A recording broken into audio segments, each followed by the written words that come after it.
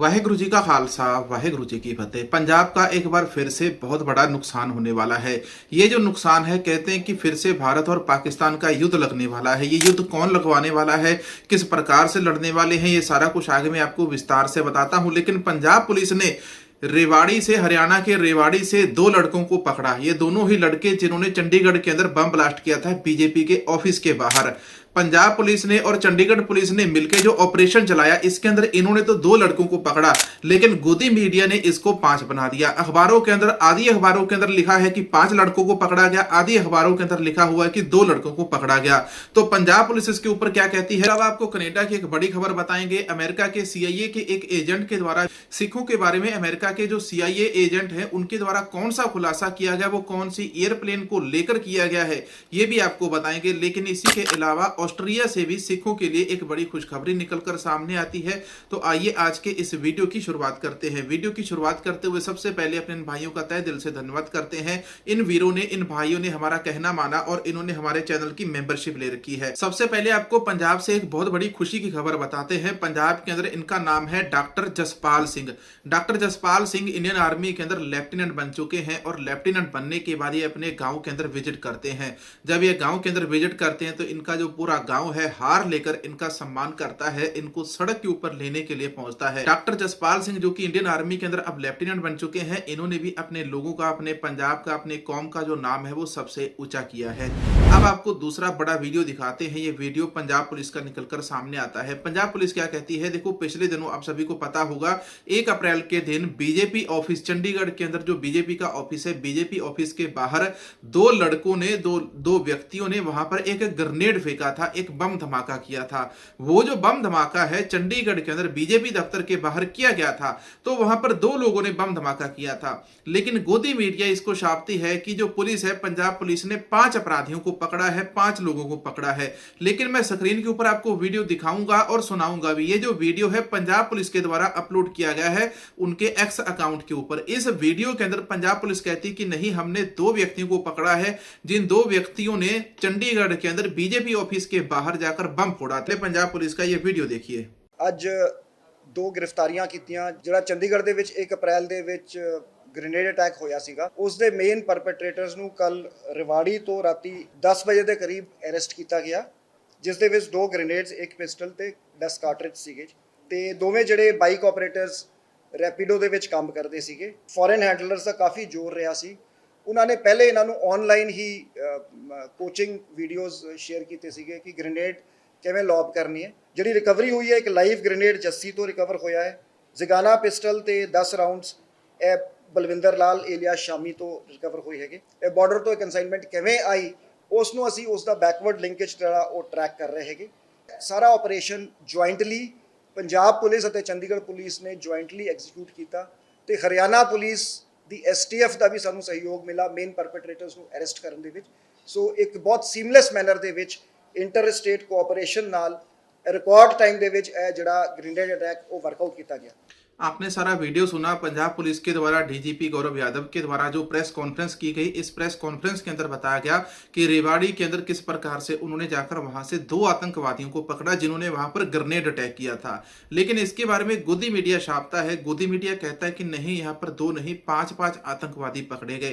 किसकी बातों को हम सच माने, किसकी बातों को हम झूठ माने। जो अखबारें हैं वो 2 नाम बताती हैं और दूसरी तरफ जो गोदी मीडिया की अखबारें हैं वो 5 नाम बताती हैं। जो 5 नाम उधर बताए जा रहे हैं, उन 5 में से एक भी नाम इन 2 नामों के साथ मैच नहीं कर रहा। तो आखिर चल क्या रहा है। अब हम बात करने वाले हैं पंजाब किस प्रकार से फिर से जंग का अखाड़ा बनने वाला है। स्क्रीन के ऊपर मैं आपको तस्वीर दिखाता हूं। ये वो कौन है, ये एयर मार्शल चीफ है। हमारे एयर मार्शल चीफ जो है ये दरबार साहिब, हरमंदिर साहिब के अंदर नतमस्तक होते हैं। इसके तकरीबन अगले ही दिन जो इंडियन आर्मी के चीफ है वो एक मंदिर के अंदर जाते हैं। इतना ही काम नहीं होता, इसके तकरीबन 1 हफ्ते के बाद देश के प्रधानमंत्री नरेंद्र मोदी एक और मंदिर के अंदर जाते हैं और वहां पर जाकर नतमस्तक होते हैं और कहते हैं कि ये दुआएं लेते हैं। अब ये दुआएं क्यों ली जा रही हैं? एकदम से अचानक से बॉर्डर के ऊपर बहुत तेजी से काम हो रहा है। बॉर्डर के ऊपर तकरीबन 1254 गांव है। इन 1254 गांवों के अंदर अच्छी सड़कें बनाई जा रही है। लेकिन देश का जो मीडिया है वो चीख चीख कर ये कह रहा है कि भारत और पाकिस्तान का युद्ध होने वाला है और इस युद्ध के बीच में वो निशानियां दिखा रहे हैं कि air marshal chief Darbar Sahib Harmandir Sahib blessing देने गए हैं, और दूसरे आर्मी के जो चीफ है वो भी मंदिर के अंदर गए हैं, और जो नेवी चीफ है वो भी एक मंदिर के अंदर जाकर माथा टेककर वहां से ब्लेसिंग लेकर आते हैं। अब बताते हैं कि ये सारा खेल कहां पर चल रहा है।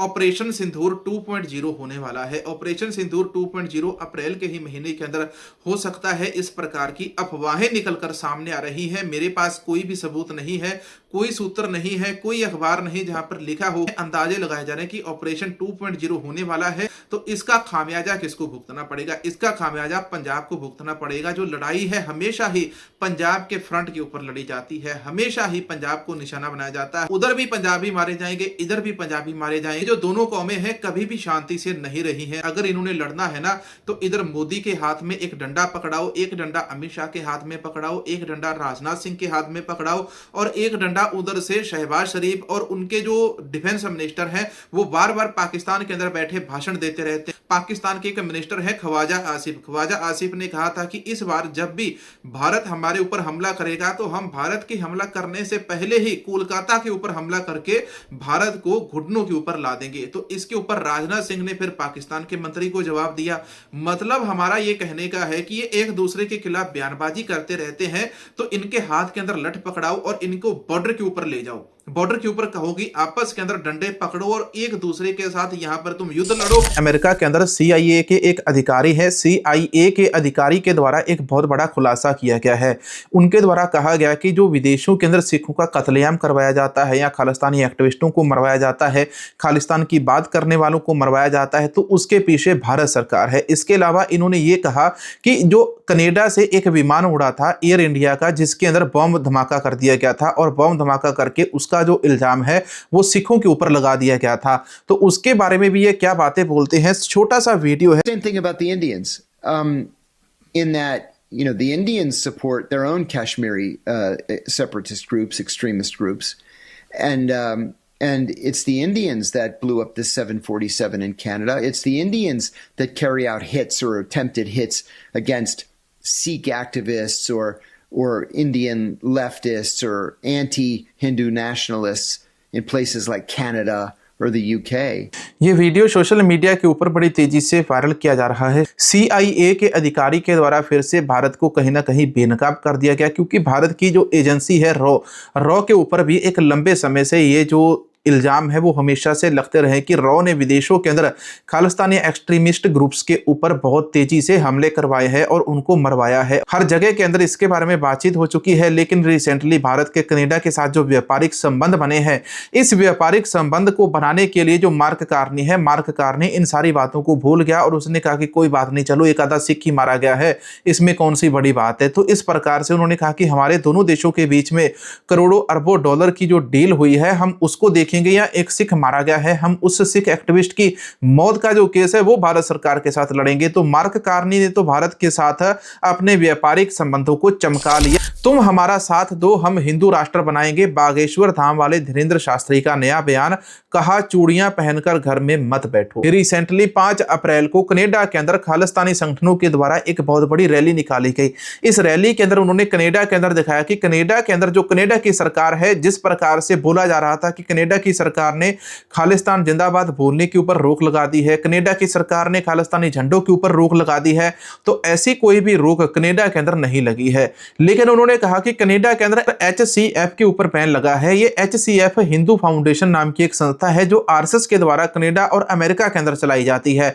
अमेरिका ने इससे पहले RSS के ऊपर बैन लगा रखा है, इसके बाद कनाडा ने भी HCF के ऊपर बैन लगा दिया। लेकिन कनाडा के अंदर जो खालिस्तानी ग्रुप्स हैं, खालिस्तानी झंडे फहराते हैं, खालिस्तानी एक्टिविस्ट हैं, खालिस्तानी स्लोगन्स बोलते हैं, खालिस्तान जिंदाबाद के नारे लगाते हैं, उनके ऊपर कनाडा के अंदर कोई भी रोक नहीं लगाई गई है। लेकिन रिसेंटली 5 अप्रैल की जो रैली हुई है, इस रैली की कुछ तस्वीरें, फेक तस्वीरें बनाकर सोशल मीडिया के ऊपर गोदी मीडिया के द्वारा, मूत मीडिया के द्वारा शेयर की जाती हैं और उसके ऊपर लिखा जाता है कि कनाडा के अंदर खालिस्तानियों ने फिर से हिंदुओं के 18 मंदिरों को निशाना बनाया। खालिस्तानियों ने कनाडा के अंदर किसी भी हिंदू मंदिर को कोई भी निशाना नहीं बनाया। खालिस्तानियों ने उनको जो रोड मिला हुआ था सरकार के द्वारा, पुलिस के द्वारा उनको जो रोड रैली निकालने के लिए दिया गया था, खालिस्तानी केवल उसी रोड के ऊपर रैली निकाल रहे थे। उसके अलावा ना वो दाएं गए और ना ही वो बाएं गए। उनको पता है कि आजकल जो सत्ता है वो मार्क कार्नी के हाथ में, और मार्क कार्नी अपना जो व्यापारिक रिश्ता है वो भारत से बना रहे हैं, और ऐसे के अंदर वो खालिस्तानी एक्टिविस्टों और खालिस्तानियों के हितों के अंदर कोई भी बात नहीं करने वाले हैं। तो ऐसे के अंदर जो खालिस्तानी लोग हैं, खालिस्तानी लीडर्स है, उनके द्वारा ना तो किसी मंदिर को निशाना बनाया गया, ना किसी हिंदुओं की बात की गई, ना किसी ब्राह्मण की बात की गई, ना पंडितों की बात की गई। लेकिन फिर भी कनाडा के अंदर जो मंदिर है, ओंटारियो में है, ब्रम्पटन में है, टोरंटो में है, तो उन सारे मंदिरों के अंदर जो वहां के जो पुजारी हैं, उन पुजारियों को आरएसएस चलाती है, और आरएसएस के द्वारा उन्हीं मंदिरों के अंदर कहा गया कि जैसे जैसे ये खालिस्तानी यहां से गुजरते हैं तो हम इनको गंदी गंदी गालियां देंगे और इनको भड़काएंगे ताकि ये भड़ककर हमारे ऊपर हमला करें। उनको ये बातें भारत के अंदर बैठे हुए हिंदू राष्ट्र की मांग करने वाले बाबाओं से सुनने को मिलती है। ना तो शर्मा बचेंगे, ना वर्मा बचेंगे, ना क्षत्रिय बचेंगे। आरएसएस के हिंदू सम्मेलन में धीरेन्द्र शास्त्री का बड़ा बयान। बाबा को मुसलमानों से बहुत ज्यादा प्रॉब्लम है। क्यों प्रॉब्लम है? क्योंकि मुसलमानों की जो गिनती है वो भारत के अंदर इस प्रकार से बढ़ रही है जैसे चींटियां मीठे को देकर आती। उनकी जो गिनती है भारत के अंदर, पंजाब के अंदर, हर राज्य के अंदर इस प्रकार से बढ़ती जा रही है कि यहां पर सांस लेना भी मुश्किल होता जा रहा है। आज से 20 साल पीछे चले जाओ, कहीं कहीं लाखों की संख्या के बाद कोई 10 या 20 मुसलमान हमको पंजाब के अंदर देखने के लिए मिलते थे। किसी एक शहर के अंदर 10 या 20 घर होते थे मुसलमानों के। लेकिन आज इसी पंजाब के अंदर, पूरे पंजाब के अंदर तकरीबन 10 से 15 लाख की जो जनसंख्या है वही कहीं ना कहीं मुसलमानों की हो चली है। तो ऑस्ट्रिया की एक बहुत बड़ी खबर बताते हैं। ऑस्ट्रिया से सिखों के लिए एक बहुत बड़ी खुशी की खबर निकलकर सामने आती है। ऑस्ट्रिया के अंदर विसाखी के इस पावन शुभ दिहाड़े को समर्पित एक बहुत बड़ा नगर कीर्तन निकाला गया। इस नगर कीर्तन की कुछ तस्वीरें इधर स्क्रीन के ऊपर मैं आपको दिखाना चाहता हूं। इस प्रकार से हर साल ऑस्ट्रिया के वियना के अंदर एक बहुत बड़ा भव्य नगर कीर्तन निकाला जाता है। पंजाब को हमेशा से बलि का बकरा बनाया जाता है। सिखों को बलि का बकरा बनाकर उनकी बॉर्डर के ऊपर शहीदियां करवाई जाती है। उधर से मिसाइल आएगी, इधर गिरेगी, इधर से मिसाइल जाएगी, उधर गिरेगी।